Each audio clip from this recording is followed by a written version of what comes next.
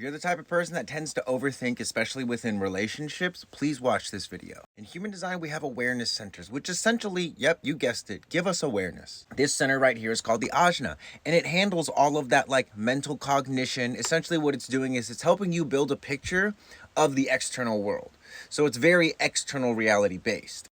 This center right here is called the solar plexus, and it deals with emotions, relationships, and spirituality. One of the reasons why you overthink relationships is because you're spending more time up here and not enough time down here. Essentially, you're looking at all the external things like what are the facts, what did they do, etc. It's all external based. And meanwhile, you're not actually tapping into how you feel about the thing.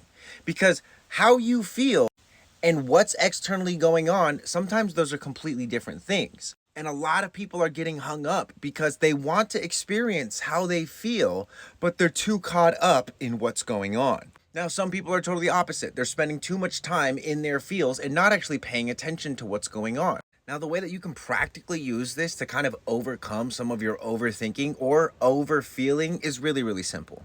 When you find yourself in a state of overthinking, ask yourself, can I drop into my body? Can I drop into how I feel about this? One of the barriers to doing this is like basically thinking that you're stupid for feeling a certain way because maybe the external reality isn't matching that way. But if you never come into contact with how you feel, like you just spin your gears out here until you explode.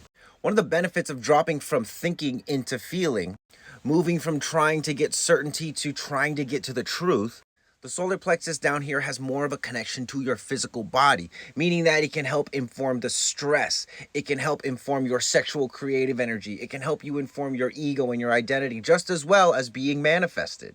On top of that, the awareness in here is actually energized, whereas up here in the ajna, it's not. This is why sometimes you can think yourself into so many different scenarios and circles and it still doesn't feel like anything moves. But if you give yourself a moment to like genuinely check in with your feelings and you allow some emotion to move, that can put you a lot further ahead than you ever could have thought possible. Excuse the pun. So the simple invitation is this. We have 3 awareness centers in the human design body graph. Now, based off of your body graph, they're either going to be defined like they are in this body graph, meaning that they're consistent, like you have a way of keeping yourself healthy, you have a way of thinking about things, you have a way of moving through emotions, or they're going to be undefined and left white like they are here in my chart. This means that the way that I keep myself healthy, the way that I think about things and my relationships, spirituality, emotions, a lot of that stuff is going to be coming from the external world. I'm not going to have a consistent health pulse. I'm not going to have a consistent mental faculty. I'm not going to have consistent emotions. A lot of the times, other people's stuff is going to get put in these centers, which can sometimes make it really tricky and challenging to make decisions for yourself. The idea, though, is that these awareness centers just provide awareness.